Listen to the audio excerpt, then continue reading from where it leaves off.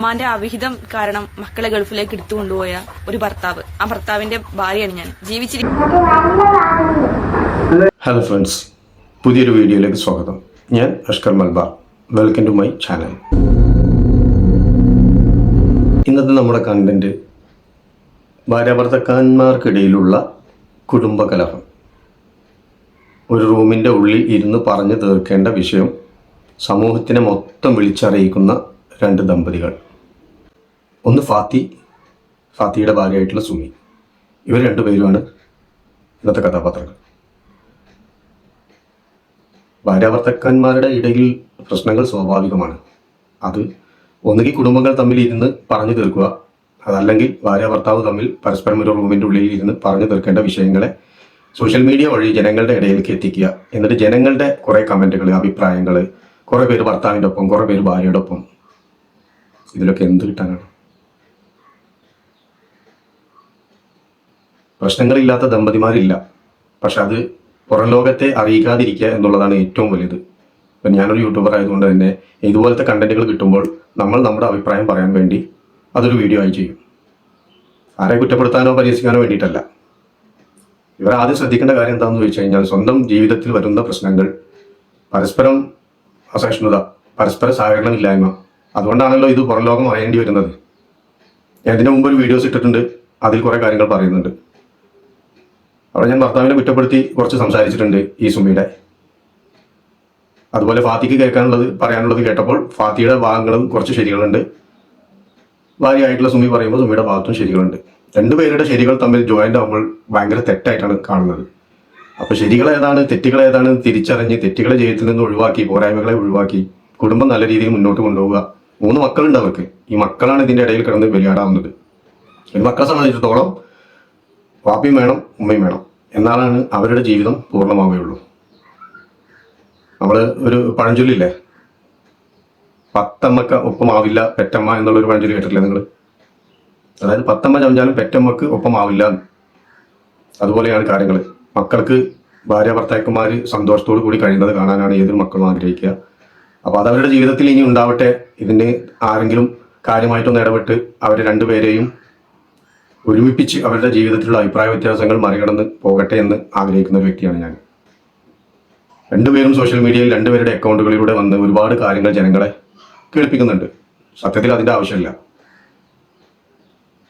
ഒരു റൂമിൽ അവർ രണ്ടുപേരും ഇരുന്ന് പരസ്പരം അങ്ങോട്ടും ഇങ്ങോട്ടും പറയാനുള്ളത് മനസ്സ് തുറന്ന് സംസാരിച്ചാൽ തീരാവുന്ന വിഷയങ്ങളേ ഉള്ളൂ. അങ്ങനെയാണ് നമ്മൾ പോകേണ്ടത്.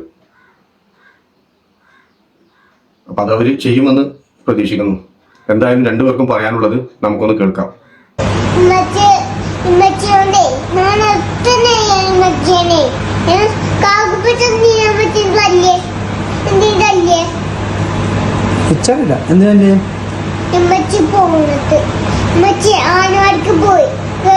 പോയിട്ടില്ല. അതുകൊണ്ട്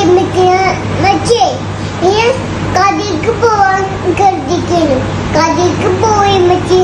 അപ്പൊ ഞങ്ങളെ കൊണ്ടേ ഞങ്ങളൊരു കാട്ടി. അപ്പൊ ഞങ്ങൾ തിരിച്ച കുടുംബരിക്ക്. അപ്പൊ ഞങ്ങളെ ഇമ്മച്ചിനും നാഗപ്പച്ചി കാട്ടി. എന്തിനു തല്ലണത്? അപ്പൊ അമ്മച്ചി തച്ചില്ല കാക്കുപ്പച്ചിന്? കാക്കുപ്പച്ചിന് അമ്മച്ചി തച്ചോ? ഈ വീഡിയോസ് നിങ്ങൾ കണ്ടോ? 2023 ജൂലൈയിൽ എൻ്റെ മോള് പറയുന്നൊരു കാര്യമാണ്. ഈ വീഡിയോസ് നിങ്ങൾ മുന്നേ എവിടെയും കണ്ടിട്ടില്ലല്ലോ? കണ്ടിട്ടുണ്ടോ? ഇല്ല. 2023 ജൂണിൽ ഞാൻ ആരോടും പറയാണ്ട് ഞാൻ ദുബായിൽ നിന്ന് നാട്ടിലേക്ക് പോകാനുള്ള കാരണം, എൻ്റെ 3 മക്കളെ കൊണ്ട് എൻ്റെ എക്സ് വൈഫ് എന്ന് പറയുന്ന വ്യക്തി ഒരു കുഴപ്പമില്ലാത്ത എൻ്റെ വീട്ടിൽ നിന്ന് ഇറങ്ങി വാടക വീട്ടിലോട്ട് പോയപ്പോഴാണ് ഞാൻ പറയാണ്ട് നാട്ടിൽ പോകുന്നത്. 11 മാസം എൻ്റെ വീട്ടിലോട്ടും 8 മാസം എനിക്കും എൻ്റെ മക്കളെ കാണിച്ചു തന്നിട്ടില്ല. അതിന് പല റീസണുകൾ ഉണ്ട്. അത് ഞാനിവിടെ പറഞ്ഞുതരാം. പല റീസണുണ്ട് എന്തുകൊണ്ടാണ് കാണിച്ചു തരാത്തത് എന്നുള്ളത്. അങ്ങനെ ഞാൻ നാട്ടിലേക്ക് പറയാണ്ട് പോയി. രാത്രി എൻ്റെ വീട്ടിൽ കൊണ്ടുപോയിട്ട് എൻ്റെ ലഗേജൊക്കെ കൊണ്ടുപോയി വെച്ചതിന് ശേഷം വെളുപ്പിന് ഇവള് താമസിക്കുന്ന വാടക വീട്ടിൽ പോയിട്ട് ഞാൻ എന്ത് ചെയ്ത് വാടക വീട്ടിൽ പോയി. ആളെ വിചാരം ഞാൻ ദുബായിലാണെന്നുള്ളതാണ്. അങ്ങനെ ഞാൻ എൻ്റെ എക്സ് വൈഫിൻ്റെ ഫോണ് ഞാൻ മേടിച്ച് വെച്ചു. അതിനുശേഷം ഞാൻ എന്ത് ചെയ്ത് അവളെ മക്കളെ കൂട്ടി എൻ്റെ വീട്ടിലോട്ട് പോയി. എൻ്റെ വീട്ടിൽ കൊണ്ടുപോയി അന്നത്തെ ദിവസത്തേമാർക്ക് ഞാനും എൻ്റെ മക്കളൊക്കെ പാടെ ഊട്ടിയിലോട്ട് പോയി. ഈ ഊട്ടി പോയി തിരിച്ചു വന്നതിന് ശേഷം എൻ്റെ എക്സ് വൈഫ് ഗൾഫിലോട്ട് വരാതിരിക്കാൻ വേണ്ടിയിട്ട് അവളെ പാസ്പോർട്ട് തന്നെ കത്തിച്ച് കളഞ്ഞിട്ടുണ്ടായിരുന്നു. ഈ കത്തിച്ച് കളഞ്ഞപ്പം ആ കത്തിച്ച് കളഞ്ഞ പാസ്പോർട്ട് എടുക്കാൻ വേണ്ടിയിട്ട് മലപ്പുറത്ത് പോയി പാസ്പോർട്ട് പുതിയ എടുത്തു. അതിനുശേഷം പിന്നെ എന്ത് ചെയ്ത് ദുബായിലോട്ട് വരാനുള്ള വിസ ടിക്കറ്റ് കാര്യങ്ങളൊക്കെ ഞാൻ എടുത്ത് ഒരു 6ാമത്തെ ദിവസം മുതൽ എക്സ് വൈഫിന് ഒരുതരം ഭരണങ്ങടി എന്നൊക്കെ പറഞ്ഞു കഴിഞ്ഞാൽ ഇറിറ്റേഷൻസ്. ഞാൻ എൻ്റെ എക്സ് വൈഫിൻ്റെ ഫോൺ എടുത്ത് കൊണ്ടുവന്ന് നോക്കുമ്പോൾ ഞാൻ കാണാൻ പാടില്ലാത്ത സകല തമ്മാടിത്തരം ആ ഫോണിലുണ്ടായിരുന്നു. നാട്ടിക്ക് അപ്രതീക്ഷമായിട്ട് കടന്നു വന്നു. എന്റെ ഫോണിൽ നിന്ന് ഒരുപാട് കാര്യങ്ങൾ പിടിച്ചു. എന്റെ ഫോണിൽ നിന്ന് പിടിച്ച കാര്യങ്ങൾ അയാൾക്ക് അന്തസ്സുള്ള ആൺകുട്ടിയാണെങ്കിൽ അയാൾ കാണിക്കട്ടെ, നെക്സ്റ്റ് വീഡിയോയിൽ അയാൾ അത് കാണിക്കട്ടെ. എന്റെ ഫോണിൽ നിന്ന് അയാൾ ഒരു ചുക്കും കണ്ടിട്ടില്ല. ഇയാൾ നാട്ടിക്ക് വന്ന സമയത്ത് 3 മാസം മുന്നേ ഞാൻ അയച്ചു എന്ന് പറയുന്ന കുറച്ച് മെസ്സേജുകൾ, ഇതാണ് അയാളെ കയ്യിലുള്ളത്, ഇതാണ് അയാൾ കണ്ടു എന്ന് പറയുന്നത്. ഇതിന്റെ അപ്പുറം എന്റെ കയ്യിൽ നിന്ന് ഒരു മോശപ്പെട്ട ഒരു കാര്യം ഇയാൾ എന്റെ ഫോണിൽ കണ്ടിട്ടില്ല. ഇയാൾ അങ്ങോട്ട് പറയണ്ടല്ലോ ഒരുപാട് കാര്യങ്ങൾ ഞാൻ കണ്ടു, ഭയങ്കര ഷോക്കായി. അത് കണ്ടപ്പോ അതായി ഇതായി ഇങ്ങനെ ഒരു കുന്തം അയാൾ കണ്ടിട്ടില്ല. കണ്ടിട്ടുണ്ടെങ്കിൽ അയാൾ കൊണ്ടുവരട്ടെ, അയാൾ അടുത്ത വീഡിയോയിൽ അത് ചെയ്യട്ടെ. ഞാൻ അയാളെ വെല്ലുവിളിക്കണം. എൻ്റെ മക്കൾ പറയുന്ന കുറച്ച് വീഡിയോസ് സത്യങ്ങൾ എന്ന് പറഞ്ഞിട്ട് എൻ്റെ ഭർത്താവ് കുറച്ച് വീഡിയോ ആയിട്ട് ഇറങ്ങിയിട്ടുണ്ട്. ഇനിയും കുറച്ച് വീഡിയോസ് ആൾക്ക് പോസ്റ്റ് ചെയ്യാണ്ട്. ഇത് ഒരു 8 മാസം മുമ്പ് ഇൻസ്റ്റാഗ്രാമിലൊക്കെ ഭയങ്കര റീച്ച് കിട്ടിയ ഒരു വീഡിയോസാണ്. കുറച്ച് വീഡിയോസ് ഉണ്ട്. അത് എൻ്റെ മക്കളെ ഇപ്പോൾ ഗൾഫിക്ക് കൊണ്ടുപോയല്ലോ. ഈ ഗൾഫിക്ക് പോണതിന് മുമ്പുള്ള ഇയാളെ അക്കൗണ്ട് ശ്രദ്ധിച്ചാൽ അറിയാം, ഇയാൾ ബാച്ചിലറാണ്. ഇയാളെ അക്കൗണ്ടിൽ ഇയാളെ മക്കളെ പറ്റിയിട്ടോ ഭാര്യനെ പറ്റിയിട്ടോ ഉള്ള ഒരു വിവരങ്ങളും ഇല്ല. സകല തെമ്മാടി പെണ്ണുങ്ങളെ കൂടെയുള്ള വീഡിയോസും ചെയ്ത് നടക്കായിരുന്നു അന്നത്തെ ഹോബി. മിച്ചൂസ് ദുബായിത്തെ ആൾക്കാർക്കൊക്കെ അറിയാം. ഈ വീഡിയോ കേൾക്കുമ്പോൾ തന്നെ ആളുകൾക്കൊക്കെ മനസ്സിലാവും മിച്ചൂസിനെ. അവർ തമ്മിൽ ഭയങ്കര ഡിങ്കോളിഫിക്കേഷനൊക്കെ ആയിരുന്നു. ആ സമയത്ത് കാറിൽ ഇരുന്നിട്ട് കെട്ടിപ്പിടിച്ചിട്ട് അവളെ പിടിച്ചിട്ട് ഇതെൻ്റെ കിളിയാട്ടോ എന്ന് പറഞ്ഞിട്ടൊരു വീഡിയോ ഒക്കെ പുറത്തിറങ്ങിയിരുന്നു. ആ വീഡിയോ പുറത്തിറങ്ങിയ സമയത്ത് എനിക്കിവിടെ എൻ്റെ കുടുംബക്കാരുടെ മുമ്പിലും എൻ്റെ വീട്ടുകാരുടെ മുമ്പിലും ഞാൻ അനുഭവിച്ച കുറേ കാര്യങ്ങളുണ്ട്. ഇവരോടൊന്നും എനിക്ക് എന്താ മറുപടി പറയാനേ ഉണ്ടായിരുന്നില്ല. ഇപ്പം ഇയാൾ പറയുന്നുണ്ടല്ലോ, പിന്നെ എൻ്റെ മക്കൾ വളരെയധികം അനുഭവിച്ചിട്ടുണ്ട്, എൻ്റെ കൂടെ നിന്നിട്ട് ഉപദ്രവിച്ചിട്ടുണ്ട്. എൻ്റെ മക്കളെ ഒന്ന് തല്ലിയിട്ടോ നുള്ളിയിട്ടോ എന്ന് പോലും ഞാൻ വേദനിപ്പിച്ചിട്ടില്ല. ഞാൻ വേദനിപ്പിക്കാത്ത എൻ്റെ മക്കളെ വേറെ ആരും വേദനിപ്പിക്കാൻ ഞാൻ സമ്മതിക്കൂല. ഇയാളെ വീട്ടിൽ, എൻ്റെ ഹസ്ബൻഡിൻ്റെ വീട്ടിൽ എൻ്റെ കല്യാണം കഴിപ്പിച്ച് കൊണ്ടുപോകുന്നത് 2009 ഈ 2009 മുതൽ 2022 വരെ ടോട്ടൽ 11 കൊല്ലം ഞാൻ ഇയാളെ വീട്ടിൽ വലിയ മരുമോളായിട്ട് ഞാൻ ജീവിച്ചിട്ടുണ്ട്. ഞാൻ ഭയങ്കര മോശക്കാരിയും. ഇയാൾ പറയുന്ന പോലെ 8 വർഷം മുമ്പേ ഇയാൾ എൻ്റെ അവിഹിതങ്ങളൊക്കെ പൊക്കി എന്നുണ്ടെങ്കിൽ ഇയാൾ എന്തുകൊണ്ട് അന്ന് എന്നെ ഡിവോഴ്സ് ചെയ്തില്ല? ഇയാൾ പറയുന്ന ഈ ഒരു വ്യക്തി എന്ന് പറയുന്നത് ഇയാളെ സ്വന്തം പെങ്ങളെ കല്യാണം കഴിച്ച വ്യക്തിയാണ് ഇയാള് എന്നെ അവിഹിതക്കാരനായിട്ട് പറയുന്നത്. ഇയാളെ പെങ്ങള് നിക്കാഹ് കഴിഞ്ഞ് 3 മാസത്തിന് ശേഷം ഒളിച്ചോടി പോയതാണ് അവൻ്റെ കൂടെ. അതുകൊണ്ട് തന്നെ ഇവരെ വീട്ടിലേക്ക് പിന്നെ അവരെ കയറ്റിയിട്ടില്ല. വീടായിട്ട് കോണ്ടാക്റ്റും കാര്യങ്ങളൊന്നും ഉണ്ടായിരുന്നില്ല. ആ സമയത്ത് ഇവരെ എങ്ങനെയായാലും പെറ്റുമാർക്ക് ഇവരെ ഇപ്പൊ പറഞ്ഞു ഇവര് വീട്ടിലേക്ക് കയറ്റൂല, അങ്ങനെയൊക്കെ പറഞ്ഞു. അവൾ വന്നാൽ വീട്ടിൽ കയറ്റൂല, ആരും അവരെ വിളിക്കരുത്, കാര്യങ്ങളൊക്കെ പറഞ്ഞു. ഇവരെ ഉമ്മ ഒരു പാവ സ്ത്രീയാണ്. ഇവരെ ഉമ്മ എൻ്റെ റൂമിൽ വന്നിട്ട് കരയും, സുമിയെ എനിക്ക് എൻ്റെ മോളെ ഒന്ന് വിളിച്ചു തരൂ, ഓളെ അവസ്ഥ എന്താണെന്നുള്ളത് എനിക്കറിയില്ല, എനിക്ക് എൻ്റെ കുട്ടീൻ്റെ സൗണ്ട് ഒന്ന് കേട്ടാൽ മതി, എനിക്ക് വേറെ ഒന്നും വേണ്ടാന്ന് പറഞ്ഞിട്ട്. അങ്ങനെ ഈ ഉമ്മക്ക് എൻ്റെ ഫോണിൽ നിന്ന് ഞാൻ വിളിച്ചു കൊടുക്കാറുണ്ടായിരുന്നു. അങ്ങനെയാണ് ഈ ഫാമിലിയായിട്ട് പേഴ്സണലി എനിക്കൊരു അടുപ്പം വരുന്നത്. അങ്ങനെ പിന്നീട് ആ അമ്മക്ക് മോളെ കാണാന്ന് പറഞ്ഞിട്ട് ഞാനാണ് ആ അമ്മക്ക് ഈ ഉമ്മാന്റെ ചെറിയ പെൺകുട്ടിയായ ഷിഫ്ന എന്ന് പറയുന്ന ഈ മോളെ കൊണ്ടുപോയി കാണിച്ചു കൊടുത്തിട്ടുണ്ടായിരുന്നത്. അങ്ങനെ അവരെ വീട്ടിലേക്ക് പോയിട്ട് ഉമ്മാക്ക് മോളെ കാണിച്ചു കൊടുത്തിട്ടുണ്ട്. മോളെ കാണാനും മിണ്ടാനുള്ള അവസരങ്ങളൊക്കെ ഞാൻ ഉണ്ടാക്കി കൊടുത്തിട്ടുണ്ട്. അതുപോലെ തന്നെ ഈ ഉമ്മ നിരന്തരം മോളെ വിളിച്ചിരുന്നത് എൻ്റെ ഫോണിൽ നിന്നായിരുന്നു. അങ്ങനെ ആ ഫാമിലിനായിട്ട് എനിക്ക് കഴിഞ്ഞ 9 വർഷമായിട്ട് നല്ല അടുപ്പം തന്നെയാണ്, നല്ല സ്നേഹമാണ്, എന്നെ ഭയങ്കര കാര്യമാണ്. അവരായിട്ടുള്ള ഒരു ഫ്രണ്ട്ഷിപ്പ്, പിന്നെ ഇവനെ എൻ്റെ കാമുകനായിട്ട് ചിത്രീകരിക്കാനായിരുന്നു എൻ്റെ ഭർത്താവിന് ഇഷ്ടം. ഇപ്പം എൻ്റെ ഭർത്താവ് പറയുന്നുണ്ടല്ലോ, അവരെ തറവാട്ട് വീട്ടിൽ ഞാൻ 11 വർഷം ഞാൻ നിന്നിട്ടുണ്ട്. ഈ 11 വർഷം എന്നെ പറ്റി പറയാനൊരു ചീത്തപ്പേരോ ഇതോ ഈ അവിടെ നാട്ടുകാർക്കോ കുടുംബക്കാർക്കോ അവരെ വീട്ടുകാർക്കോ ഇല്ല. ഈ എൻ്റെ കൂടെ ജീവിക്കാത്ത ഈ ഭർത്താവിന് മാത്രമേ എന്നെ പറ്റിയിട്ട് ഇത്രയും മോശം കാര്യങ്ങൾ പറയാനുള്ളൂ. എൻ്റെ ഭർത്താവ് എൻ്റെ കൂടെ ജീവിച്ചിട്ടില്ല, ആരൊക്കെയോ കൂടെ ജീവിച്ചു, എൻ്റെ കൂടെ ജീവിച്ചിട്ടില്ല. കല്യാണം കഴിഞ്ഞിട്ട് ഈ 14 വർഷത്തിലും എൻ്റെ ഹസ്ബൻഡ് ടോട്ടൽ എടുത്തിട്ട് പറയുകയാണെങ്കിൽ ഇപ്പോൾ നിക്കാഹ് കഴിഞ്ഞിട്ട് 3 വർഷം, അത് കഴിഞ്ഞിട്ട് 11 വർഷം. ഈ 11 വർഷത്തിൽ ഈ ഹസ്ബൻഡിൻ്റെ കൂടെ ഞാൻ ആ വീട്ടിൽ താമസിച്ചിട്ടുള്ളത്, ഫസ്റ്റ്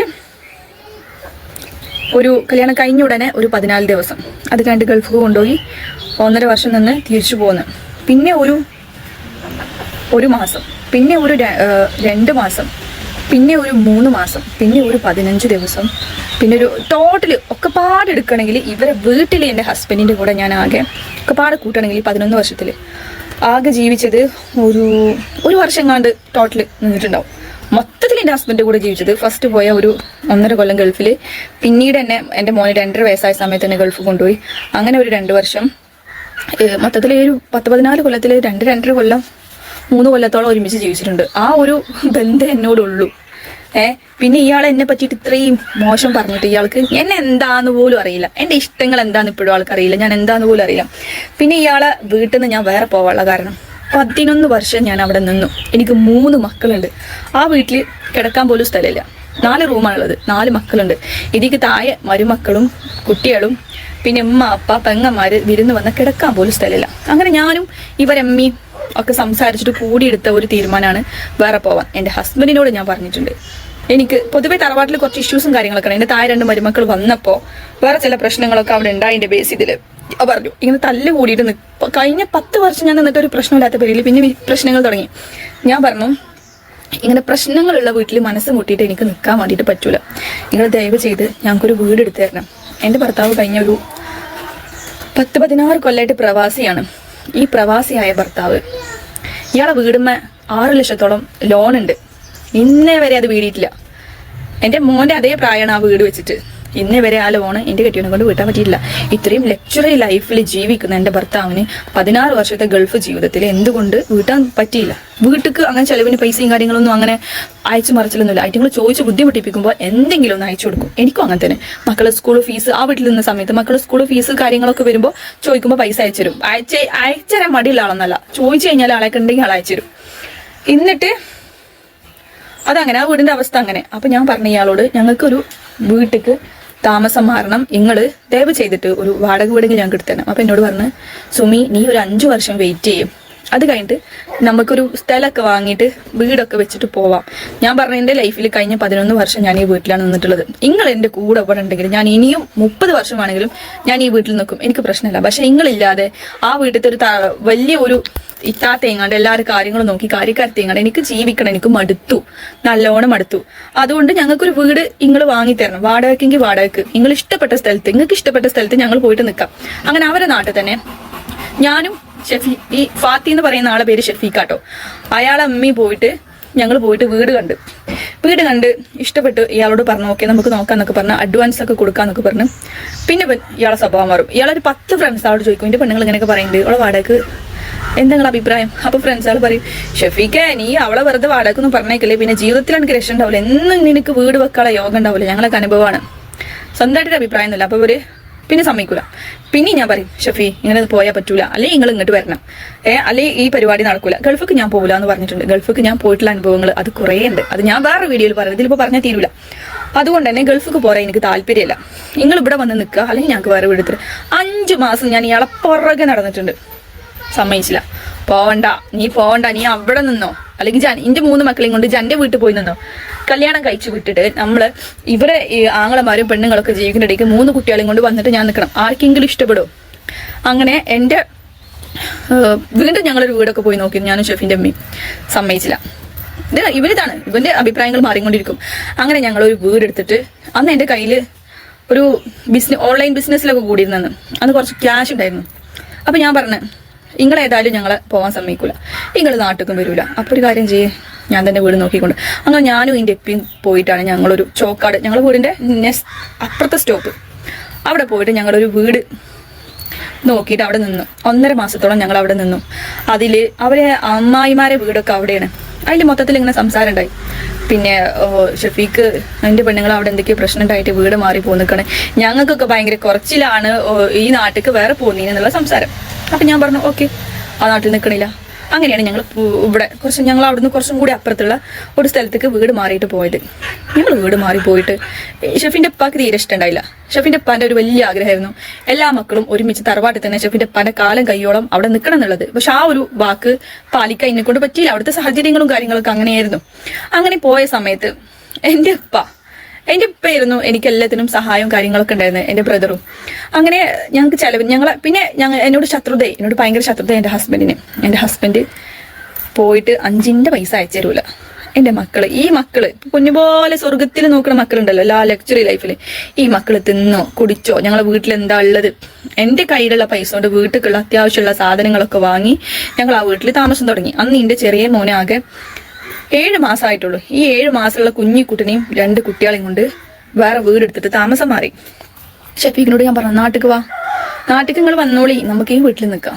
നാട്ടിക്ക് വരൂല, കാരണം അവിടെ പാർട്ട്ണറുണ്ട്, അവൾ ഇട്ടിട്ട് പോരാൻ കഴിയൂലല്ലോ. അങ്ങനെ അത് കഴിഞ്ഞിട്ട് ഞങ്ങൾ അവിടെ നിന്നു. അങ്ങനെ എൻ്റെ ഭർത്താവ് എന്നെ വിളിക്കലോ സംസാരിക്കലോ ഉണ്ടായിരുന്നില്ല. മക്കളെ ചോദിച്ചിട്ട് വിളിക്കും. ഞാനപ്പോൾ പറയല് മക്കളെ കാണിച്ചു തരണമെന്നുണ്ടെങ്കിൽ നിങ്ങൾ ഞങ്ങൾക്ക് തിന്നാനും കുടിച്ചാനുള്ള പൈസ അയക്ക്, അല്ലാണ്ട് മക്കളെ കാണിച്ചു തരൂല. അങ്ങനെ ഞങ്ങൾ ആ വീട്ടിൽ 1 കൊല്ലത്തോളം ഞങ്ങൾ ആ വീട്ടിൽ നിന്ന്. ഈ സമയത്ത് 8 മാസത്തോളം എൻ്റെ ഭർത്താവ് എന്ന് പറയുന്ന ഇയാൾ ഞങ്ങളെ തിരിഞ്ഞു നോക്കിയിട്ടില്ല. ഈ സമയത്ത് ഞങ്ങളെ സഹായിച്ചത് എൻ്റെ ബാപ്പ. പിന്നെ ഈ ഗൂഗിൾ പേ ഹിസ്റ്ററി എന്ന് പറയുന്നത് ഞാനും ഇതിലടിക്കുക. ഇതിൽ എനിക്ക് ഇങ്ങോട്ട് അയച്ചു തന്ന പൈസയാണ് ഞാൻ അങ്ങോട്ട് തിരിച്ചയച്ചിട്ടുള്ളത്. ഇയാൾ പറയുന്നത് ഇയാൾ അയച്ച പൈസക്ക് മുഴുവൻ ഞാൻ അയാൾക്ക് അയച്ചു കൊടുത്തു. ഈ സമയത്ത് ഞങ്ങളെ ഹെൽപ്പ് ചെയ്തിരുന്നത് ഇവരെ ഫാമിലിയാണ്, ഈ നാത്തൂൻ്റെ ഫാമിലിയാണ്. ഈ നാത്തൂൻ്റെ ഫാമിലിക്ക് ഞങ്ങളോട് ഭയങ്കര അടുപ്പായിരുന്നു, ഓൻ്റെ പെണ്ണുങ്ങൾക്കും കുട്ടികൾക്കാണെങ്കിലും ഒക്കെ. പിന്നെ ഞങ്ങൾ വേറെ വീടെടുത്ത് പോയിട്ട് ഞങ്ങൾ അങ്ങനെ തെറ്റിപ്പോയിക്കൊന്നുമില്ല. ഷെഫിൻ്റെ അമ്മയും ഷെഫിൻ്റെ പെങ്ങന്മാരും ഷെഫിൻ്റെ അനിയനും എല്ലാവരും ഞങ്ങളെ വീട്ടിലേക്ക് വരലും നിൽക്കലും പോവലും എല്ലാം ഉണ്ടായിരുന്നു. ഷെഫീഖിനും എതിർപ്പുണ്ടെന്നല്ലാതെ വേറെ കുഴപ്പമൊന്നും ഉണ്ടായിരുന്നില്ല. ഷെഫിൻ്റെ അമ്മ എപ്പോഴും വരുമായിരുന്നു ഞങ്ങളെ വീട്ടിലേക്ക്, ഷെഫിൻ്റെ അമ്മയും പെങ്ങന്മാരും എല്ലാവരും. അങ്ങനെ ഈ ഷെഫീഖ് നോക്കാത്തതിൻ്റെ പേരിൽ എനിക്ക് പല ആൾക്കാരൊന്നും പൈസ കടം വാങ്ങേണ്ടി വന്നിട്ടുണ്ട്. ഈ വ്യക്തിന്റെ കയ്യിൽ ഞാൻ ഒരുപാട് പൈസ കടം വാങ്ങിയിട്ടുണ്ട്. പിന്നെ ഷെഫീഖ് 8 മാസം കഴിഞ്ഞപ്പോഴാണ് ഷെഫീഖ് പൈസ അയക്കൽ തുടങ്ങി. ആ സമയത്ത് ഈ പൈസക്ക് കണക്ക് പ്രകാരം ഞാൻ തിരിച്ചു കൊടുത്തിട്ടുണ്ട്. അത് അവന്റെ ഭാര്യക്കും അറിയാം, അവനും അറിയാം. അങ്ങനെ അത് കഴിഞ്ഞിട്ട് പിന്നെയുള്ള സംഭവങ്ങൾ, ഇവന്റെ ഭാര്യയും ഈ നാത്തൂന്റെ ഭാര്യയും മക്കളും ഇയാളൊക്കെ ഞങ്ങളെ വീട്ടിലേക്ക് വരലുണ്ടായിരുന്നു. സാധനങ്ങൾ കൊണ്ടുതരും, നമുക്ക് എന്തെങ്കിലും ബുദ്ധിമുട്ടുണ്ടെങ്കിൽ നമ്മളെ സഹായിക്കും. എൻ്റെ വീട്ടിൽ വന്നിട്ട് ഒരു ദിവസം പോലും രാത്രിയോ വന്നിട്ട് അനാവശ്യമായിട്ടുള്ള കാര്യങ്ങൾ എൻ്റെ മോനെ കൊണ്ട് പറയിപ്പിക്കുന്ന രീതിയിലുള്ള ഒരു കാര്യം ഉണ്ടായിട്ടില്ല. അങ്ങനെ ഉണ്ടെങ്കിൽ ഇപ്പൊ പറയണ്ടല്ലോ, എൻ്റെ മക്കൾ ഒരുപാട് അനുഭവിച്ചു, എൻ്റെ മക്കൾ ആരും തൊട്ടുപോലും നോവിച്ചിട്ടില്ല. ഈ മക്കൾ ഊമകളൊന്നല്ല. ഈ മക്കളെ നാട്ടില് എൻ്റെ ഉപ്പ ഡെയിലി ഞാൻ വേറെ പോയ വീട്ടിലേക്ക് എൻ്റെ ഉപ്പ വരും. 1.5 എൻ്റെ ഉപ്പ ആ വീട്ടിലാണ് എൻ്റെ കൂടെയാണ് നിൽക്കുക. എന്നിട്ട് എൻ്റെ ഉപ്പ എന്ന് പറഞ്ഞാൽ എൻ്റെ മക്കൾക്ക് ജീവനാണ്. ഈ ഭൂമിയിൽ ഏറ്റവും അവർ സ്നേഹിച്ചിട്ടുണ്ടാവുക ഈ ബാപ്പാനേക്കാളും എൻ്റെ ഉപ്പാനെയാണ് എൻ്റെ മക്കൾ സ്നേഹിച്ചിട്ടുണ്ടാവുക. അത്ര ജീവനാണ്. ഇപ്പൊ എൻ്റെ ഇസുമോൻ തന്നെ എൻ്റെ ഉപ്പാനെയാണ് ഇപ്പച്ചി എന്ന് വിളിക്കല്. ഓന് ഈ ഉപ്പാൻ അറിയില്ല, എൻ്റെ ഉപ്പാനെയാണ് ഓൻ ഇപ്പാന്ന് വിളിച്ചിട്ട് വളർന്നിട്ടുള്ളത്. അതുപോലെ തന്നെയായിരുന്നു എൻ്റെ മറ്റേ മക്കൾക്കും. അപ്പോൾ അവർ ഏറ്റവും ഈ ഇപ്പുണ്ടല്ലോ ഷെഫീഖ് എന്ന് പറയുന്നപ്പോൾ എൻ്റെ മക്കൾ വിളിച്ചാൽ ഞാൻ പറയും, ഇപ്പച്ചിയാണ്, നിങ്ങൾ ഇപ്പച്ചിനോട് ഞങ്ങൾ എന്തെങ്കിലും പ്രശ്നം ഉണ്ടെങ്കിൽ നിങ്ങൾ ഇപ്പച്ചിനോട് ഈറ കാട്ടണ്ട. ഇപ്പച്ചി വിളിക്കുമ്പോൾ ഫോൺ എടുക്കണം, സംസാരിക്കണം. നൈനുവിനെ ഞാൻ പിടിച്ചിരുത്തിയിട്ട് ക്യാമറയുടെ മുമ്പിൽ ഇരുത്തിയിട്ട് ഞാൻ സംസാരിക്കും. നൈനോ ഇപ്പച്ചിനോട് വർത്താനം പറയും. നൈനോ ഇതൊന്നും ഫോണിന്റെ അടുത്തേക്ക് വരുന്നല്ല. എത്ര പറഞ്ഞാലോ വിളിച്ച് സംസാരിക്കും. ഇത്രയാണ് ഇപ്പച്ചിന്റെ ഫോൺ, നമ്മളെ നോക്കൂല, പൈസ അയച്ചില്ല. പിന്നെ എന്തിനാണ് ഞാൻ അപ്പച്ചിനോട് വർത്താനം പറയണത്? നൈനുവിനെ പിടിച്ചിരുത്തിയിട്ട് നൈനു കുറച്ചു നേരം എന്തെങ്കിലുമൊക്കെ പറയും, പിന്നെ അവൾ നീച്ചു പോകും. അവൾ അത്രേ പറയുള്ളൂ, പിന്നെ എന്നോട് സംസാരിക്കലൊന്നും ഉണ്ടായില്ല. അങ്ങനെ അപ്പോൾ ഈ ഇപ്പ എൻ്റെ വീട്ടിലേക്ക് വരുന്ന എൻ്റെ മക്കൾക്ക് അങ്ങനെ ഉപദ്രവങ്ങളും ബുദ്ധിമുട്ടുകളും നേരിട്ടുണ്ടെങ്കിൽ എൻ്റെ മക്കൾക്ക് ഈ ഇപ്പാനോട് പറയാം. എൻ്റെ വീട്ടിൽ ഞങ്ങൾ വരുന്നുണ്ട്, എൻ്റെ വീട്ടുകാരോട് പറയാം. പിന്നെ ഷെഫിൻ്റെ ഉമ്മ എല്ലാ ആഴ്ച ഷെഫിൻ്റെ ഉമ്മയും പെങ്ങന്മാർ വരും, ഇവരോട് പറയാം. ഇവരാരോടും പറയാത്ത ഈ കാര്യങ്ങള് ഒരടുപ്പോ ഇല്ലാത്ത ഈ ബാപ്പാനെ കണ്ടപ്പോ മക്കൾക്ക് ഇങ്ങനെ പറയാണ്ടായി. അപ്പൊ എന്റെ ഭർത്താവ് ഈ മക്കളോട് പറഞ്ഞു കൊടുക്കുന്നത്, ഈ മക്കൾ അവനെ കാക്കുപ്പിച്ചി എന്ന് വിളിക്കാം. കാക്കുപ്പിച്ചി വീട്ടിലേക്ക് വരുമ്പോ മിച്ചിനോട് വർത്താനം പറയലുണ്ടോ? വർത്താനം പറയലുണ്ട്. അപ്പൊ ഇയാൾ അങ്ങനെ പറയുമ്പോ മക്കളോട് പറയും, അപ്പൊ എന്തിനാ കാക്കുപ്പിച്ചി വന്നീന്ന് നിങ്ങൾക്ക് അറിയോ? ബാക്കി എന്റെ ഭർത്താവ് മക്കൾക്ക് അങ്ങോട്ട് കഥ പറഞ്ഞു കൊടുക്കണം. അപ്പൊ മക്കൾ വിചാരിക്കും, അപ്പൊ അങ്ങനെയൊക്കെ ആയിരുന്നുല്ലേ, ഞാൻ അയാളെ കൂടെ കിടക്കണതോ ഞാൻ അയാളായിട്ട് വേറെ റിലേഷൻഷിപ്പോ ഒന്നും എൻ്റെ ഹസ്ബൻഡ് ഇന്നേവരെ കണ്ടിട്ടില്ല, ആ മെസ്സേജ് എന്ന് പറയുന്ന കാര്യങ്ങളല്ലാതെ. അപ്പോൾ അത് കഴിഞ്ഞിട്ട് ഇങ്ങനെ മക്കളെ ഗൾഫിക്ക് കൊണ്ടതിന് ശേഷം മക്കളെ മനസ്സിൽ വിഷം കുത്തിവെച്ച് നാട്ടിൽ വന്ന സമയത്ത് എൻ്റെ മോനെ കൊണ്ടൊരു വീഡിയോ ചെയ്യിപ്പിച്ചിരുന്നു. എന്നിട്ട് ഞാൻ എൻ്റെ മോനോട് പറഞ്ഞു, എന്തൊക്കെയാ ഫിദോജ് പറയുന്നത്, എനിക്ക് വല്ല ബോധമുണ്ടോ, എൻ്റെ അപ്പച്ചനോട് എന്തൊക്കെ പൊട്ടത്തര വിളിച്ചു പറയണമെന്നാണ്. അന്ന് തന്നെ എൻ്റെ ഫാമിലി ഗ്രൂപ്പൊക്കെ ആ വീഡിയോ ഒക്കെ വിട്ടിരുന്നു. അപ്പോൾ മോൻ പറഞ്ഞു, ഇമ്മച്ചിയെ എന്നെ അടിക്കുമെന്ന് പറഞ്ഞിട്ട് ഞാൻ പറഞ്ഞ വീഡിയോ ആണിത്, ഇപ്പം ചിദ്ദിനാണ് ആ വീഡിയോ എടുക്കണമെന്നൊന്നും എനിക്കറിയില്ല. അങ്ങനെ എൻ്റെ മക്കളെ ഗൾഫിക്ക് കൊണ്ടുപോയിട്ട് എൻ്റെ മക്കളെ കൊണ്ട് ഇയാൾക്ക് വേണ്ട രീതിയിൽ എൻ്റെ മക്കൾക്ക് കഥ പഠിപ്പിച്ചു കൊടുക്കും. എന്നിട്ട് പറയും, എൻ്റെ മോള് ഈ വീഡിയോയിൽ കരഞ്ഞു പറയേണ്ടതെന്ന് പറയുന്നുണ്ട്. ആ കരഞ്ഞു പറയേണ്ട തൊട്ട് മുമ്പ് എൻ്റെ ഇവിടുന്ന് കൊണ്ടുപോയതിന് ശേഷം എൻ്റെ മോളെ വീഡിയോസ് കണ്ടാൽ മനസ്സിലാവും. അവളെ മുഖത്ത് 4 മാസത്തോളം വീഡിയോയിലോളം മുഖത്തൊരു സന്തോഷമോ ചിരിയോ ഓളം മുഖത്തുണ്ടായിട്ടില്ല. ഞാൻ പറയും, എൻ്റെ മോളെ ഇവിടുന്ന് കൊണ്ടുപോയിട്ട് എൻ്റെ മോളെ മുഖത്തൊരു നല്ലൊരു ചിരി പോലും ഉണ്ടാക്കി കൊടുക്കാൻ നിങ്ങൾക്ക് പറ്റണില്ലല്ലോ. അന്നൊക്കെ എനിക്ക് വീഡിയോ കോൾ ചെയ്ത് തരുമായിരുന്നു. അവളെ ഞാൻ കണ്ട കരയും, അപ്പൊ തന്നെ ഫോൺ കട്ടാക്കി പോകും. അന്ന് എൻ്റെ ഫിദുവിനോട് പറഞ്ഞത്, നൈനുവിനെ കരയിപ്പിക്കരുത്, നൈനുവിനെ കരയിപ്പിച്ചാലും ഉമ്മച്ചിനെ ചോദിക്കും, അപ്പൊ നമ്മൾ ആകെ ബുദ്ധിമുട്ടും, അപ്പൊ ഓളെ കരയിപ്പിക്കരുത്. അങ്ങനെ ആ മഞ്ഞ ടീഷർട്ട് ഇട്ടിട്ട് ഓള് പറയുന്ന ഒരു വീഡിയോ ഉണ്ടല്ലോ, ആ വീഡിയോന്റെ 5 മിനിറ്റ് മുമ്പാണ് ഞാൻ അവളെ വിളിച്ചിരുന്നത് അന്ന് വീഡിയോ കോള്. അപ്പൊ അവള് നല്ല കരച്ചിൽ എന്നെ കണ്ടപ്പോ കുറേ ഉമ്മച്ചി ഇങ്ങോട്ട് വാവേച്ച് ഉമ്മച്ചിനെ കാണണം, ഉമ്മച്ചി എവിടെ എങ്ങോട്ടാ പോയിക്കണത്, ഇപ്പച്ചി ഞങ്ങൾ എങ്ങോട്ട് കൊണ്ടുവരാൻ ഞങ്ങൾക്ക് അറിയില്ലല്ലോ ഉമ്മച്ചി എന്ന് പറഞ്ഞിട്ട് ഭയങ്കര കരച്ചിലാണ്. ആ ഒരു സങ്കടത്തില്, ആ ഒരു ഇമോഷണലില് ഇവൻ എന്റെ മോളെ കൊണ്ട് ഇടിപ്പിച്ച ഒരു വീഡിയോ ആണത്, ആ കരയുന്ന സ്പോട്ടില്.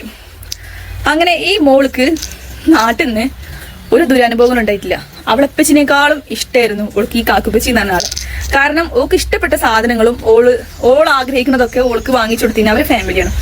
എൻ്റെ മോന് ഒരു സൈക്കിൾ വേണമെന്നുള്ളത് ഭയങ്കര ആഗ്രഹമായിരുന്നു. രാവിലെ മദ്രസക്ക് പോകുമ്പോൾ ഓൻ പോണ വൈക്ക് കുറെ പട്ടികളുണ്ട്. അപ്പൊ മോൻ എപ്പോഴും ബാപ്പാനോട് പറയും, ഇപ്പച്ചിയെ നിങ്ങൾ എനിക്കൊരു സൈക്കിൾ മേടിച്ചു തരുമോ, എനിക്ക് മദ്രസക്ക് പോകുമ്പോൾ എനിക്ക് പേടിയാണ് റോഡ് കൂടെ പോവാൻ.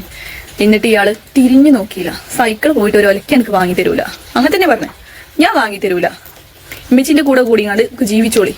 എന്നിട്ട് ഇയാളാണ് എൻ്റെ മോനൊരു സൈക്കിൾ വാങ്ങിച്ചു കൊടുത്തത്. അതേപോലെ എൻ്റെ മോക്ക് സൈക്കിൾ വേണമെന്ന് പറഞ്ഞിട്ടും മോള് പറഞ്ഞാൽ പിന്നെ വാങ്ങി കൊടുക്കാന്ന് പറയും. എൻ്റെ മോക്കും അവരാണ് സൈക്കിൾ വാങ്ങിച്ചു കൊടുത്തിരുന്നത്. അങ്ങനെ ഈ കുട്ടികൾക്ക് ആഗ്രഹമുള്ള കാര്യങ്ങളൊക്കെ വാങ്ങിച്ചു കൊടുത്തിരുന്നത് അവരാണ്. പിന്നെ എൻ്റെ മക്കൾക്ക് ഗൾഫൊക്കെ പോയപ്പോൾ മാത്രം അങ്ങനെ ചെയ്തു ഇങ്ങനെ ചെയ്തു എന്നാക്കിയത് ഇവൻ മനസ്സിലേക്ക് പറഞ്ഞു പഠിപ്പിച്ച കാര്യങ്ങളാണ്. എൻ്റെ മോനെ കൊണ്ടൊക്കെ അത്രയും പറയിപ്പിക്കുന്നുണ്ട്. പിന്നെ എൻ്റെ ഹസ്ബൻഡ്, പിന്നെ അതേപോലെ തന്നെ എൻ്റെ നെറ്റിമ മുറിയായി. അങ്ങനെ അവരെ വീട്ടില് കിണർ പണി നടക്കുന്നുണ്ടായിരുന്നു. ആ കിണർ പണി നടക്കുന്ന സമയത്ത് 40ഓളം റിങ് ഞങ്ങളെ മുറ്റത്ത് റിങ് വാർത്തിട്ടുണ്ടായിരുന്നു. അങ്ങനെ ആ റിങ് വന്ന് തുണിയാൾ തോരിട്ടപ്പോൾ ഞാൻ വീണുങ്ങാണ്ട് മുറിയായിട്ട് ഞങ്ങൾ അടുത്തുള്ള ഹോസ്പിറ്റലിലേക്ക് കൊണ്ടുപോയിട്ട് എൻ്റെ വീട്ടിലേക്ക്, ഞാൻ വേറെ പോയ വീട്ടിൽ നിന്ന് 1 മണിക്കൂറോളം ദൂരമുണ്ട്. എൻ്റെ മുഖത്ത് നന്നായിട്ട് ചോര വന്നിട്ട് കിടക്കണം ഞാൻ. എനിക്ക് ഇവരെ വീട്ടിലേക്കാകെ 10 മിനിറ്റ് ദൂരമുള്ളൂ. ഇത്രയും അടുത്തുള്ള ആൾക്കാരെയാണോ ഞാൻ വിളിക്കുക, 1 മണിക്കൂർ ദൂരമുള്ള ആൾക്കാരെയാണോ ഞാൻ വിളിക്കുക, അടുത്തുള്ള ആൾക്കാരെയാണ് വിളിക്കുക. അങ്ങനെ ഇവർ വന്നിട്ട് എന്നെ ഹോസ്പിറ്റലിലേക്ക് കൊണ്ടുപോയിട്ട് മോനെ ബൈക്കിൽ കയറ്റിയിട്ട് കൊണ്ടുപോയി. എൻ്റെ ചെറിയ മോനുണ്ട്, എൻ്റെ നെറ്റിമ നല്ല മുറിവുണ്ടായിരുന്നു വീണിട്ട്. എന്നിട്ട് ആ വീണതിനെ ഇയാൾ എന്താക്കി, ഇയാൾ എന്നെ വന്ന് കത്തി കൊണ്ട് കുത്തി. എൻ്റെ മോളെ കൊണ്ട് പറയിപ്പിക്കുന്നുണ്ട്, കാക്കുപ്പച്ചി ഉമ്മച്ചിനെ വന്ന് കത്തി കൊണ്ട് കുത്തി. ഞാൻ എന്താ പൊട്ടത്തിയാണോ ഒരാൾ കത്തി കൊണ്ട് വന്ന് കുത്തുമ്പോൾ അങ്ങ് നിന്ന് കൊടുക്കാൻ? ഇയാൾ എന്തൊക്കെ വിവരമില്ലായ്മയാണ് ഈ വിളിച്ചിട്ട് പറയണത്. അങ്ങനെ ഹോസ്പിറ്റലിലേക്ക് കൊണ്ടുപോയി, നിംസ് കൊണ്ടുപോയ സമയത്ത് കുട്ടികളെ പിന്നെ അത്യാഹിത വിഭാഗത്തേക്കാണ് എന്നെ കയറ്റിയത്. അപ്പോൾ കുട്ടികളെ ഒത്തുക്ക് കയറാൻ സമ്മതിക്കൂല. എൻ്റെ ബാപ്പി ഇമ്മി എന്ന് പറഞ്ഞ ഷുഗർ പേഷ്യന്റുകളാണ്. പിന്നെ ആളമാരൊന്നും നാട്ടിലില്ല. ഇവരോട് പറഞ്ഞു കഴിഞ്ഞാൽ ഇവർ ഭയങ്കര ബേജാറായിട്ട് അവർക്ക് അപ്പം തന്നെ വല്ല അറ്റാക്ക് ഉണ്ടാവും. അപ്പോൾ പിന്നെ ഷെഫിന്റെ ഫാമിലിയിൽ ഷെഫിന്റെ ഉമ്മാനോടാണ് പറയാനുള്ളത്. ഷെഫിന്റെ ഉമ്മാക്കാണെങ്കിലും അവിടുന്ന് ആ സമയത്ത് എത്തിപ്പെടാൻ കഴിയൂല. എന്നിട്ട് അവിടെ പള്ളിയിൽ നിംസ് അറിയുന്ന ആൾക്കാർക്ക് അറിയായിരിക്കും, അതിന്റെ മുറ്റത്ത് തന്നെയാണ് പള്ളിയിൽ. ഈ പള്ളിയിൽ ഇവരും മക്കളും നിന്ന് 1 മണിക്കൂറോളം സ്റ്റിച്ചും കാര്യങ്ങളൊക്കെ ആയിട്ട് നിന്ന്, അതിനുശേഷം മക്കളകത്തേക്ക് കൊണ്ടുവന്നിട്ട് മക്കൾ എൻ്റെ അടുത്തിരുത്തിയിട്ട് എൻ്റെ 8 സ്റ്റിച്ച് എങ്ങാണ്ടുണ്ടായിരുന്നു എൻ്റെ നെറ്റുമേ. എന്നാൽ ആ സമയത്ത് എൻ്റെ ഹസ്ബൻഡ് തിരിഞ്ഞു നോക്കിയിട്ടില്ല, 5 പൈസ അയച്ചു തന്നിട്ടില്ല. അങ്ങനെ ഹോസ്പിറ്റലിൽ നിന്ന് വന്ന് വീട്ടിലേക്ക് വന്ന് എൻ്റെ വീട്ടിൽ പറഞ്ഞ എൻ്റെ ഉമ്മപ്പൊക്കെ വീട്ടിലേക്ക് വന്ന് എല്ലാവരും വന്ന് ഈ ഒരു സംഭവത്തിന് ഇയാൾ വളച്ചൊടിച്ചിട്ട് കാര്യങ്ങൾ പറയണത്. പിന്നെ എൻ്റെ മക്കളെ ഒരു ബുദ്ധിമുട്ടും എൻ്റെ മക്കൾക്ക് ഉണ്ടായിട്ടില്ല. ഞങ്ങൾ നല്ല സുഖസുന്ദരമായിട്ട് 1 വർഷം ഞങ്ങൾ ആ വീട്ടിൽ ജീവിച്ചിട്ടുണ്ട്. എല്ലാ സൗകര്യങ്ങളോടും കൂടി തന്നെ എൻ്റെ മക്കൾ ജീവിച്ചിട്ടുണ്ട്. എൻ്റെ മക്കളെ മനസ്സിലെ തെറ്റിദ്ധാരണ വിഷം കുത്തിവെച്ചിട്ട് എൻ്റെ മക്കളെ കൊണ്ട് പറയിപ്പിക്കുകയാണ്. ഇപ്പോൾ ഈ മക്കൾ ഒരിക്കലും അങ്ങനെ കള്ളം പറയില്ല, മക്കൾക്ക് ഒരിക്കലും അങ്ങനെ പറയാൻ കഴിയില്ല. ഈ മക്കളെ തന്നെ ഒരു 10 മിനിറ്റ് നേരത്തേക്ക് എന്റെ അടുത്തേക്ക് എനിക്ക് കിട്ടിയാൽ മതി. ഈ ബാപ്പാക്കെതിരെ 10,000 വാക്കുകൾ എന്നെ കൊണ്ട് പറയിപ്പിക്കാൻ പറ്റും. ഒരു ഉമ്മാക്കും ബാപ്പാക്കും ഇതിന് പറ്റുള്ളൂ. ഒരു ഉമ്മ ബാപ്പാനെ പറ്റി കുറ്റം പറഞ്ഞു കൊടുക്കുമ്പോൾ ഈ മക്കൾ ചിന്തിക്കും, ഇതന്നെയാണ് സത്യം. എന്റെ അമ്മച്ചിയല്ലേ പറയണത്. ഈ ബാപ്പ ഇമ്മാനെ പറ്റി പറയുമ്പോഴും ഈ മക്കൾ അങ്ങനെ തന്നെയാണ് ചിന്തിക്കുക. കുഞ്ഞു മനസ്സും കൂടിയാണ്. പിന്നെ ഈ ഗൾഫിൽ കൊണ്ടുപോയിട്ട് ഇത്രയും തോന്നിവാസങ്ങൾ എന്റെ മക്കളെ മനസ്സ് കച്ചടിച്ചു വെക്കുമ്പോൾ ഇയാൾ എന്തുകൊണ്ട് നാട്ടിലെ ഒരാളേറ്റും ഈ മക്കളെ കോണ്ടാക്ട് ചെയ്യാൻ അനുവദിക്കണില്ല? എന്നോടാണ് പ്രശ്നം. എന്റെ വീട്ടുകാരെയോ ഷെഫിന്റെ വീട്ടുകാർ, ഇപ്പൊ ഷെഫിന്റെ ഒപ്പം കഴിഞ്ഞ ആഴ്ച വിളിച്ചിരുന്നു. ഷെഫിന്റെ ഒപ്പം പറഞ്ഞു, കഴിഞ്ഞ 8 മാസമായിട്ട് സുമി അവൻ എന്നെ വിളിച്ചിട്ടില്ല. ഇവിടെ ആർക്കെങ്കിലും വിളിക്കലുണ്ടോ എന്ന് എനിക്കറിയില്ല. എനിക്ക് അവരെ വിവരങ്ങളൊന്നും അറിയില്ല. സ്വന്തം വീട്ടിക്ക് പോലും മക്കളെ വിളിപ്പിച്ചു കൊടുക്കണം ഇയാൾക്ക് പേടിയാണ്. കാരണം ഇയാൾ അവിടുത്തെ പെണ്ണുങ്ങളെ കൂടെയുള്ള ഇയാളെ വീട്ടിലൊരുത്തിനെ ഇപ്പോ വന്നിട്ടുള്ള ഈ പെണ്ണുണ്ടല്ലോ, ഈ പെണ്ണിനെയും കൊണ്ട് എന്റെ ഹസ്ബൻഡ് കഴിഞ്ഞ 2 വർഷമായിട്ട് പ്രണയത്തിലായിരുന്നു. 2 വർഷം എന്ന് പറയാൻ എന്റെ മക്കളെ കൊണ്ടുപോയിട്ട് 1.5 വർഷം തികഞ്ഞിട്ടില്ല. അപ്പൊ ഞാൻ ഉള്ള സമയത്ത് തന്നെ ഇവിടേക്കുള്ള പ്രേമം സ്റ്റാർട്ട് ചെയ്തിട്ടുണ്ട്. അതിനുശേഷമാണ് നാട്ടിൽ വന്നിട്ട് ഇവന്റെ കൂടെ ഈ പെണ്ണ് ഒളിച്ചോടി പോയതാണ്. ഈ പെണ്ണ് ഒളിച്ചോടി പോയതുകൊണ്ട് തന്നെ ആളുകൾക്ക് മുമ്പിൽ പ്രസന്റ് ചെയ്യാനോ ഇവളെ മുഖം കാണിക്കാനോ ഇയാൾക്ക് പറ്റൂല. കാരണം നാട്ടിലെ ഏത് രീതിയിൽ ജീവിച്ച പെണ്ണാണ് ഇവളെന്ന് നമുക്കറിയില്ല. അതുകൊണ്ടായിരിക്കാം ഇവൾ ഇതുവരെ സ്ക്രീനിന്റെ മുമ്പിൽ വന്നിട്ടില്ല. ഇങ്ങനെ കുറെ ഇഷ്യൂസ് ഉണ്ട് ഇതിന്റെ ഇടയിൽ. ഇപ്പൊ അയാളെ ഭാഗം കേൾക്കുമ്പോൾ ഇങ്ങനെ 2-3 വീഡിയോസും കൂടി കയറ്റിടുമ്പോൾ ആളുകൾ വിചാരിക്കും, ഈ മക്കൾ ഇത്രത്തോളം അനുഭവിച്ചു. എന്റെ മക്കൾ എന്റെ കൂടെ വളരെ ഹാപ്പി ആയിരുന്നു. ഈ വീഡിയോ ഒന്ന് കണ്ടോക്കെ. എന്റെ മോള് കാക്കുപ്പിച്ചിനെ കാണണം, എനിക്ക് കാക്കുപ്പിച്ചിന്റെ കൂടെ പോകണം, എന്നെ ഒന്ന് പറഞ്ഞേക്കെന്ന് പറഞ്ഞിട്ട് കരയുന്ന ഒരു വീഡിയോ ആണത്. അത്രയും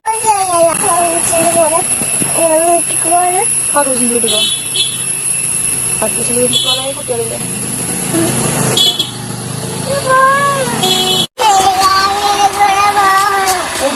ഈ ഒരു ഇമ്മാന്റെ മക്കൾ അയാളെ കാണണം എന്ന് പറയുന്നെങ്കിൽ ആ മക്കൾക്ക് അയാൾ അത്രയും ഇഷ്ടമായിരുന്നു. ഈ മക്കൾ എന്ത് വേണമെന്ന് പറഞ്ഞു കഴിഞ്ഞാലോ ഒറ്റ ആഗ്രഹങ്ങളൊക്കെ സാധിപ്പിച്ചു കൊടുത്തിരുന്നത് അയാളും അയാളെ വീട്ടുകാരായിരുന്നു. ഈ പറയുന്ന ഇപ്പം എവിടെയായിരുന്നു? എന്റെ മക്കൾക്ക് ഒരു മിഠായി വേണമെന്ന് പറഞ്ഞവരെ വാങ്ങി കൊടുക്കാനുള്ള 5 പൈസ അയച്ചു തരില്ലായിരുന്നു. നോക്കിയിട്ടില്ല, തിരിഞ്ഞു നോക്കിയിട്ടില്ല. 8 മാസക്കാലം തിരിഞ്ഞു നോക്കിയിട്ടില്ല. ഇയാൾ പൈസ അയച്ചു എന്ന് പറയുന്നത് 8 മാസങ്ങൾക്ക് ശേഷമാണ്. ഇയാൾ അയച്ച പൈസ മുഴുവന് കടം വാങ്ങിയ പൈസ മുഴുവൻ തിരിച്ചു കൊടുത്തിട്ടുണ്ട്. അതിന്റെ സ്ക്രീൻഷോട്ടാണ് ഇയാൾ എടുത്തിട്ട് കാണിക്കുന്നത്. നിങ്ങൾ കണ്ടോ? എന്റെ മക്കൾ വളരെ ഹാപ്പി ആയിരുന്നു എന്റെ കൂടെ. അത്രയും നല്ല ലൈഫ് എന്റെ മക്കൾക്ക് ഞാൻ കൊടുത്തിട്ടുണ്ട്. എന്റെ മക്കളെ ഒരാളും വേദനിപ്പിച്ചിട്ടില്ല. പിന്നെ ഈ ഫിദു നൈനൂസിനെ ഭയങ്കരമായിട്ട് വികൃതിയായിട്ടിരുന്നു. കാരണം ഫിദു ചെറിയ കുട്ടിയാണ്, നൈനു ചെറിയ കുട്ടിയാണ്. അപ്പോ ഇവര് ഭയങ്കര ഒരു വരയിൽ എന്തെങ്കിലുമൊക്കെ പറഞ്ഞാൽ ഭയങ്കര പേടിയാണ്. അപ്പൊ ഞാൻ പറയൂ, നിങ്ങള് അവര് വരുമ്പോ ഞാൻ പറയും, പിന്നെ ഈ ഫിദു ഉണ്ടല്ലോ വികൃതിയായിട്ട് അറിയുമ്പോ ഫിദുവിന് എന്തെങ്കിലും പറഞ്ഞ ഫിദുവിനെ ജസ്റ്റ് എന്റെ കാക്കുമാരാണെങ്കിലൊക്കെ ജസ്റ്റ് പേടിപ്പിച്ചാൽ മതി. പിന്നെ അങ്ങനെ കാട്ടൂല. അങ്ങനെ പേടിപ്പിച്ചാൽ വേണ്ടിട്ട് പറയും, ഫിദു അതിനെ വികൃതിയായിട്ട് കേട്ടോ. ഈ ഒരു കാര്യമൊക്കെയാണ് ഈ ഫിദുവിനെ കൊണ്ട് ഭയങ്കര സംഭവമായിട്ട് പറയിപ്പിക്കുന്നത്. ഈ ഒരു ലൈഫിൽ നടന്ന കാര്യങ്ങൾ എന്ന് പറഞ്ഞു കഴിഞ്ഞാല് വളച്ചൊടിച്ചിട്ട് നമ്മൾ കാര്യങ്ങൾ പറഞ്ഞിട്ട് കാര്യമില്ല. സത്യസന്ധമായിട്ടുള്ള കാര്യങ്ങൾ നമ്മൾ വന്നിട്ട് പറയണം. ഇപ്പൊ എന്നെ കരിവാരി തേക്കാൻ വേണ്ടിയിട്ട് എന്റെ 2 മക്കളെയാണ് ഇയാൾ യൂസ് ചെയ്യുന്നത്, എന്റെ കുഞ്ഞു മക്കളെ. കാരണം എന്റെ മക്കളോട് ഇയാൾ ഇത്രയും മോശ കാര്യങ്ങൾ പറയുമ്പോൾ എന്റെ മക്കൾക്ക് നോക്ക് ഇമ്മച്ചിനെ പറ്റി ഇങ്ങനെയൊക്കെ പറയേണ്ടത് സത്യമാണോ എന്ന് ചോദിക്കാന് രണ്ടാമതൊരാള് ഇവിടെ ഇല്ല. നാട്ടിൽ താരായിട്ട് കോണ്ടാക്ട് ഇല്ല, വിളിക്കണില്ല. സ്വന്തം ഇമ്മാനി ബാപ്പാനെയും കൂടെ തിരിഞ്ഞു നോക്കലില്ല.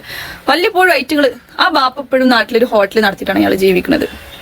ഇത്രയും നല്ലൊരു കാശുകാരനായി ഗൾഫിൽ 80,000 രൂപ അയാൾ മാസം മുടക്കിയിട്ടാണ് നിൽക്കണെന്നൊക്കെ പറഞ്ഞു. ഒരു 10,000 റുപ്യ ബാപ്പാക്ക് അയച്ചു കൊടുത്ത പോലെ. അതിന് ഈ പ്രായത്തിൽ പണിക്ക് പോകേണ്ട ആവശ്യമുണ്ടോ? ആ അമ്മാന്റെ അവസ്ഥ നോക്കണം. പിന്നെ അവരുടെ വീട്ടിലത്തെ കാര്യങ്ങളൊന്നും ഞാനിവിടെ പറയുന്നില്ല. പറഞ്ഞു കഴിഞ്ഞാല് കാരണം വീട്ടിലത്തെ കാര്യങ്ങൾ നമ്മളിവിടെ പറയേണ്ട ആവശ്യമില്ല. പറഞ്ഞു കഴിഞ്ഞാൽ ഇപ്പൊ കമന്റിൽ തന്നെ ചില ആൾക്കാരൊക്കെ അതിനെ പറ്റി പറയുന്നുണ്ട്. അത് ഞാൻ പറയാൻ ആഗ്രഹിക്കുന്നില്ല. അവരുടെ ഉമ്മയൊക്കെ വളരെ പാവപ്പെട്ട നല്ല സ്നേഹമുള്ള മനുഷ്യന്മാരാണ്. ഇപ്പോഴും അവര് കരഞ്ഞുകൊണ്ട് നടക്കണം. സുമി, നിങ്ങൾ രണ്ടാളും പിരിയല്ലേ? അപ്പോൾ ബാപ്പ കഴിഞ്ഞ ആഴ്ച നമ്മളെ ഇവിടുന്ന് ആൾക്കാർ അങ്ങോട്ട് പോയിരുന്നു ഞങ്ങളെ പ്രശ്നം സംസാരിക്കാനും ഇതിലെന്തെങ്കിലും ഒരു കോംപ്രമൈസിന് വഴിയുണ്ടോ നോക്കാൻ. ഷെഫിന്റെ അപ്പനെ വിളിച്ചിരുന്നു. അല്ലെങ്കിൽ ഞാൻ പറഞ്ഞു ഷെഫിന്റെ അപ്പനോട്, ഇപ്പൊ നിങ്ങൾ വിചാരിക്കുന്ന പോലെ എല്ലാ കാര്യങ്ങളും നിങ്ങളെ മകൻ അവിടെ വേറെ കല്യാണം കഴിച്ചിട്ട് പെണ്ണിനെയും കൊണ്ട് കല്യാണം കഴിച്ചിക്കണോ ഇല്ലേ എനിക്കറിയില്ല, ഒരു പെണ്ണിനെയും കൊണ്ടാണ് ജീവിക്കുന്നത്. അതുകൊണ്ട് തന്നെ ഞങ്ങളുടെ കാര്യത്തിൽ ഇനി ഒരു കോംപ്രമൈസ് പറ്റൂല. അതിലിപ്പോ പറഞ്ഞു എങ്ങനെയെങ്കിലും ഓന് സമ്മതിക്കുകയാണെങ്കിൽ ഇജ് ഓക്കെ ആണോ? ഞാൻ പറഞ്ഞു ഞാൻ ഓക്കെ ആവാം. കാരണം നമ്മൾ 3 മക്കളുണ്ടല്ലോ ഇതിന്റെ ഇടയിൽ. അതില് ഇവനോട് സംസാരിച്ചപ്പോ ഇവളെ കെട്ടിയ കാര്യം ഇവർക്ക് ആർക്കും അറിയില്ല. ഈ പെണ്ണ് കൂടെ ജീവിക്കുന്ന കാര്യം ഇപ്പാണ് പറഞ്ഞപ്പോഴും ഇപ്പൊ പറഞ്ഞു സുമി അങ്ങനെയൊന്നും ഉണ്ടാവില്ല, ചിലപ്പോൾ എന്നെ തെറ്റിദ്ധരിപ്പിക്കാൻ വേണ്ടി പറയുന്നതാവും. ഞാൻ പറഞ്ഞു അല്ലപ്പാ അങ്ങനെയൊക്കെ ഉണ്ട്. അതിലിപ്പോ പറഞ്ഞു ഇനി എന്നെയാണ് വിളിക്കുക, ഇനി ഇവിടെ ഡിവോഴ്സ് ഒന്നും വാങ്ങല്ലേട്ടോ, ഇജ് എടുത്ത് ചാടിയൊന്നും ചെയ്യില്ലട്ടോ. നമ്മളെ മക്കളെ എനിക്കറിയില്ലേ, നമ്മളെ കുട്ടികളെ അനാഥരായി പോകും. നമ്മളെ കുട്ടികളെ നമുക്ക് വേണം. ഇജ് വേറൊരു കല്യാണം കഴിച്ചു കഴിഞ്ഞാലോ വേറെ കല്യാണം കഴിച്ചു കഴിഞ്ഞാലോ മക്കൾ അനാഥരായി പോകും. ഞാൻ വളരെ മോശപ്പെട്ട വളരെ വൃത്തികെട്ട നീചമായ ഒരു പെണ്ണാണെന്നുണ്ടെങ്കിൽ ഇപ്പാക്ക് എന്നോട് ഇങ്ങനെ പറയേണ്ട കാര്യമില്ല. എന്റെ മകന്റെ ജീവിതത്തേക്ക് ഇജ് വരണം എന്ന് പറയേണ്ട ആവശ്യമില്ല. ഇജ് പോയിക്കോ, ജന്താച്ചാ ചെയ്തോന്ന് പറഞ്ഞാൽ മതി. എന്നോടിപ്പ അങ്ങനെയല്ല പറഞ്ഞിട്ടുള്ളത്. ഇമ്മയാണെങ്കിലും അങ്ങനെയല്ല പറഞ്ഞിട്ടുള്ളത്. ഇവരെ വീട്ടിൽ നാട്ടിൽ വന്നിട്ട് ഇയാളെ ഈ ഒരു മെസ്സേജ് എന്ന് പറഞ്ഞിട്ട് ഒരുപാട് പ്രശ്നങ്ങൾ ഉണ്ടാക്കിയിട്ടുണ്ട്. കുറെ തല്ലിയിട്ടുണ്ട്. ഞാൻ അവരെ വീട്ടിൽ നിന്ന് നട്ടപ്പാതിരക്ക് വരെ എന്നെ കഴുത്തിൽ ഷാളിട്ട് മുറുക്കിയിട്ടുണ്ട്. എന്തിനാണെന്നറിയോ? ഇയാളെന്താ പറയണെന്ന് വെച്ച് കഴിഞ്ഞാല്, എന്നോട് പറയണ ആ ഒരു കാര്യം, നീയും അയാളും തമ്മിൽ എല്ലാ ബന്ധമുണ്ട് എന്നുള്ളത് നീ സമ്മതിക്കണം. എനിക്ക് അങ്ങനെ ഒരു കാര്യം എനിക്ക് വേണം. കാരണം എനിക്ക് വേറൊരു ലൈഫുണ്ട്. നീ വിചാരിക്കണ പോലെയല്ല. എനിക്ക് വേറെ ലൈഫും കാര്യമൊക്കെ എനിക്ക് എന്നെ വേണ്ട. എന്താ കാരണം? കാരണം എന്തല്ലോ എനിക്ക് എന്നെ വേണ്ട. എനിക്ക് എന്റെ കൂടെ ജീവിക്കണ്ട. ഞാൻ ഉദ്ദേശിക്കുന്ന രീതിയിലല്ല ഇത്. അപ്പൊ എനിക്ക് എന്റെ കൂടെ ജീവിക്കണ്ട. അപ്പൊ ഇയാൾ അന്ന് ഓൾറെഡി ഈ ഇപ്പൊ ഉള്ള കൂടെയുള്ള റംസി എന്ന് പറയുന്ന പെണ്ണിനായിട്ട് പ്രേമത്തിലാണ്. അപ്പൊ ഇയാൾക്ക് നാട്ടിൽ വന്നിട്ട് എങ്ങനെയെങ്കിലുമൊക്കെ എന്റെ കാര്യം അവസാനിപ്പിക്കണം. അങ്ങനെയാണ് ഇയാൾ അത്രയും പ്രശ്നങ്ങൾ ഉണ്ടാക്കുന്നത്. അങ്ങനെ നട്ടപ്പാതിരക്ക് വരെ ഇയാൾ എന്റെ കഴുത്തിൽ ഷാളിട്ട് മുറുക്കിയിട്ട് ഞാൻ ഇയാളെ റൂമിൽ നിന്ന് ഇറങ്ങി ഓടിയിട്ടുണ്ട്. അതിൽ ഷെഫിന്റെ ഒപ്പം വന്നിട്ട് സുമി ചേച്ചി ഞങ്ങളെ റൂമിൽ കിടന്നോ, അന്നെ ഓനൊന്നും ചെയ്യൂല. അങ്ങനെ ആ പാൻ്റെയും മാൻ്റെയും റൂമിലാണ് ഞാൻ അന്ന് നേരെ വെളുക്കോളം കടന്നുറങ്ങിയിട്ടുള്ളത്. ഞാൻ പാട് പറഞ്ഞു, ഇപ്പൊ നിങ്ങളെ മകന് ഞാനും അവനും കൂടെ കിടന്ന കഥയാണ് കേൾക്കേണ്ടത്.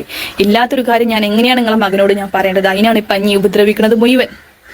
എന്റെ മോള് അയാളെ മുഖത്തേക്ക് പോലും നോക്കൂലിരുന്നെന്ന് കരഞ്ഞിട്ട് എന്റെ മോള് പറയും, ഉമ്മച്ചി ഈ ജന്തു എവിടുന്നാ വന്നത്? ഇയാൾ എനിക്ക് ഇഷ്ടമല്ല കേട്ടോ. എന്റെ ഉമ്മച്ചിനെ കരയിപ്പിക്കണ ഇയാൾ എനിക്ക് ഇഷ്ടമല്ല. നമുക്ക് ഇയാളെ വേണ്ട.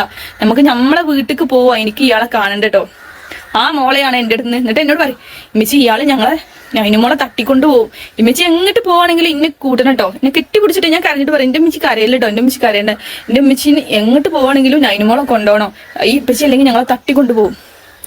ഞാൻ ഇവിടെ പറഞ്ഞ കാര്യങ്ങളിൽ ഒരാണ് തൂക്കം പോലും നുണയില്ല. ഉണ്ടെങ്കിൽ അള്ളാഹു ഈ ദിവസം എനിക്ക് അതിനുള്ള ശിക്ഷ തരട്ടെ. സത്യസന്ധമായിട്ടുള്ള കാര്യങ്ങളാണ് ഞാനിവിടെ പറയുന്നത്. പിന്നെ എൻ്റെ ഹസ്ബൻഡ്, ഞാൻ ആ ഒരു വർഷം ഞാൻ ആ വീട്ടിൽ താമസിക്കുന്ന സമയത്ത് എന്നെ വിളിക്കുക സംസാരിക്കുക ചെയ്തില്ല. എന്നോട് ആ ഒരു വർഷം മുഴുവൻ എനിക്ക് മരിക്കാനുള്ള ഒരു മോട്ടിവേഷനറായിരുന്നു എൻ്റെ ഭർത്താവ്. നീ ഒന്ന് മരിക്ക്.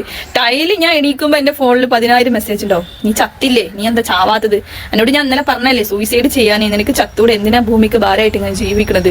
നീ പോയി ചാവടി, എന്നാലേ എനിക്ക് എൻ്റെ ജീവിതം സേഫ് ആക്കാൻ പറ്റുള്ളൂ. അങ്ങനെ ഇയാളെ കാമുകിനായിട്ടുള്ള വൃത്തികെട്ട രീതിയിലുള്ള ഫോട്ടോസൊക്കെ എനിക്ക് അയച്ചു. കണ്ടില്ലേ, എനിക്കിവിടെ ഒരു പെണ്ണുണ്ട്. അന്ന് ഇയാള് പ്രഗ്നൻസി ടെസ്റ്ററൊക്കെ എനിക്ക് അയച്ചു തന്നു. എൻ്റെ ഇവിടുത്തെ ഭാര്യ, എൻ്റെ ലിവിങ് പാർട്ണർ ഗർഭിണിയാണ്, എനിക്ക് കുട്ടി ഉണ്ടാവാൻ പോവാണ്. ആ കുട്ടിനെയാണ് പിന്നെ ഇയാള് നാട്ടിക്ക് കൊണ്ടുപോയിട്ട് അബോഷനാക്കിയിട്ട് കൊണ്ടോട്ടിയിലുള്ള ഒരു ഹോസ്പിറ്റലിൽ കൊണ്ടുപോയി അഡ്മിറ്റ് ആക്കിയിട്ട് അബോഷനാക്കിയിട്ട് പിന്നെ ആ പെണ്ണിനെ തിരിഞ്ഞു നോക്കിയിട്ടില്ല. 5 വർഷം കൂടെ ജീവിച്ചിട്ട് പെണ്ണിനെ ഗർഭിണിയാക്കിയിട്ട് നാട്ടിലേക്ക് പറഞ്ഞിട്ട് പിന്നെ ആ പെണ്ണിനെ തിരിഞ്ഞു നോക്കിയിട്ടില്ല. ആ പെണ്ണ് വന്ന് പറയുന്ന ഒരുപാട് കാര്യങ്ങളുണ്ട്. അവൾ അനുഭവിച്ചതും എന്നെക്കാളും എൻ്റെ ഭർത്താവിനെ അറിഞ്ഞവളാണ് ആ പെണ്ണ്. എല്ലാവരും തെറ്റിദ്ധരിച്ചിട്ടുണ്ട് ഈ ജാസ്മിൻ എന്ന് പറയുന്ന ആളാണ് എൻ്റെ ഭർത്താവിൻ്റെ കൂടെ ജീവിക്കുന്നത്. ഒരിക്കലുമല്ല.